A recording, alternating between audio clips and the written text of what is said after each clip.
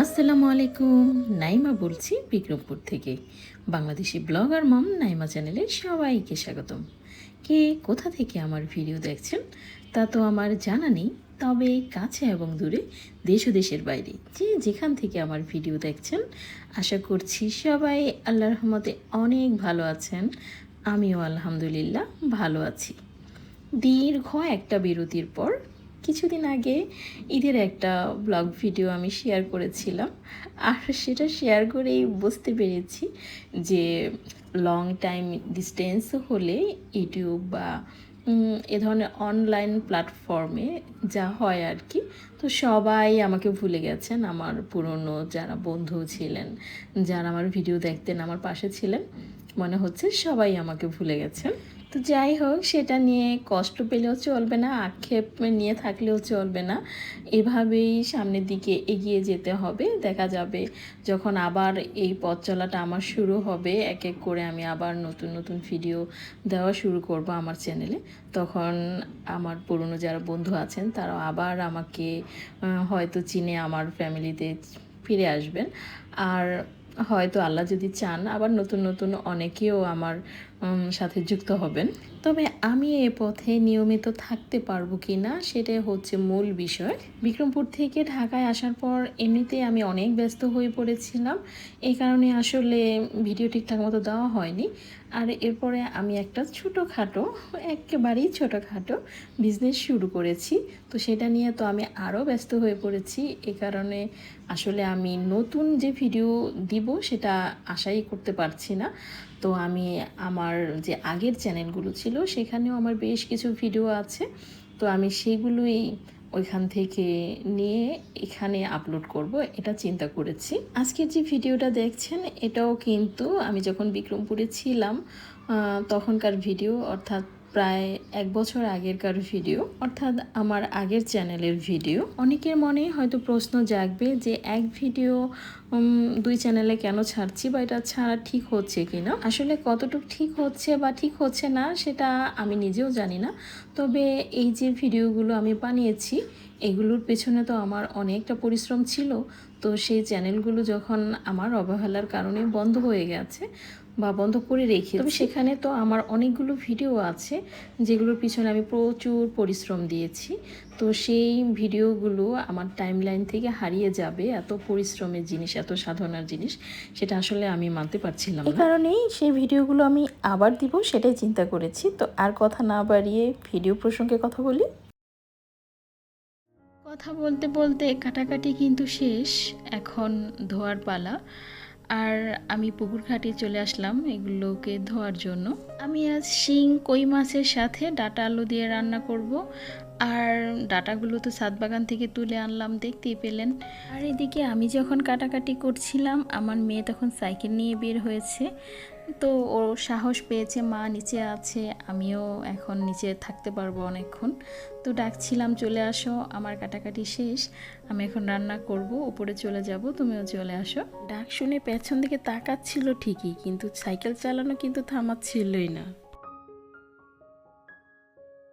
শিং মাছ কাটার সময় খেয়াল করে দেখবেন শিং মাছের ভেতরে মোটা 2টা রগ থাকে। রগটা পরিষ্কার করা একটু কষ্টদায়ক, এটা ভেবে অনেকেই কিন্তু রগটা পরিষ্কার করতে চান না, রগ সহকারী রান্না করে ফেলেন শিং মাছ। এটা স্বাস্থ্যের জন্য ক্ষতিকর কিনা আমি জানি না, তবে রান্না করার পর মাছটা যখন আমরা খাওয়ার জন্য মাছটা বাছি কাটা থেকে আলাদা করি তখন দেখতে বেশ খারাপ লাগে। এই জন্য কাটার সময় রগটা সুন্দরভাবে পরিষ্কার করে নিলে ভালো হয়। আর দেখতেই তো পেলেন আমি কিন্তু খুব সহজেই শিং মাছগুলোর রগ পরিষ্কার করে নিলাম। যে কোনো একটা মোটা কাঠি নিলেই হয়। শিং মাছগুলো যদি বেশি বড় হয় তাহলে কাঠিটা একটু বেশি মোটা নিতে হবে, আর যদি ছোট হয় তাহলে সেটা বুঝে নিলেই হবে।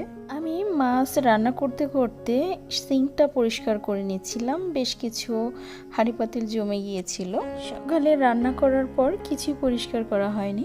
এখন তো প্রচণ্ড গরম পড়েছে, আর গরমে কিন্তু পানি প্রচুর পরিমাণে ব্যবহার করা হয়। শীতকালের চেয়ে গরমকালে পানির ব্যবহারটা তুলনামূলকভাবে অনেকটাই বেশি। আর যে জিনিস যত বেশি ইউজ হবে সে জিনিসের অপচয় তত বাড়বে, এটাই স্বাভাবিক। খেয়াল করে দেখবেন বিশেষ করে পানিটা প্রচুর পরিমাণে অপচয় হয়। আমরা যখন ধোয়াধুয়ির কাজটা করি কল যেন বন্ধই করতে চাই না, কল চলতেই থাকে, পানি পড়তেই থাকে, আর আমরা কাজ করতেই থাকি। আমিও লক্ষ্য করলাম যে আমিও প্রচুর পরিমাণে পানি অপচয় করছি, আর ছাদে যেহেতু গাছ আছে গাছেও প্রচুর পরিমাণে পানি দেওয়া হচ্ছে। আমি যখন সিঙ্কে কাজ করি তখন বোল বা বালতি জাতীয় একটা কিছু রাখি, আর ধোয়া পানিগুলো সেই বোল বা বালতিতে জমে। যদি ধোয়াধুয়ির কাজটা সকাল বা বিকেলে হয় তাহলে এই বালতির পানিগুলো আমি গাছের গোড়াতে দিয়ে দিই। আর চাল ডাল ধোয়া পানি হলে তো কোনো কথাই নেই। দুপুরের পানি তো আর গাছে দেওয়া যাবে না, সেগুলো আমি ছাদে ঢেলে দিই। রোদের তাপে ছাদ প্রচণ্ড গরম হয়ে থাকে, তো এইভাবে কয়েক বালতি পানি ঢালার পর ছাদটা একটু ঠান্ডা হয়, আর ঘরেও কিন্তু বেশ আরাম লাগে। এতে কিন্তু এক ঢিলে 3 পাখি মরলো, পানির অপচয় কমলো, গাছে পানি দেওয়া হলো, আর ঘরও ঠান্ডা রইল ছাদে পানি ঢালার কারণে। এদিকে দুপুরে খাওয়া দাওয়ার পর আমার হাজব্যান্ড হঠাৎই প্ল্যান করে ফেললো যে বিকেলে ঘুরতে যাবে। আমি যেহেতু রোজা ছিলাম তো ইফতার নিয়ে রাস্তায় একটা ঝামেলা হতে পারে, এ কারণে পানি আর খেজুর সাথে নিয়ে নিলাম।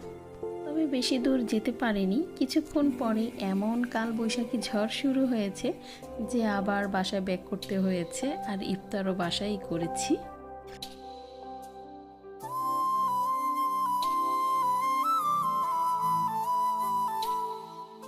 এটা ছিল তার পরের দিনের ভিডিও।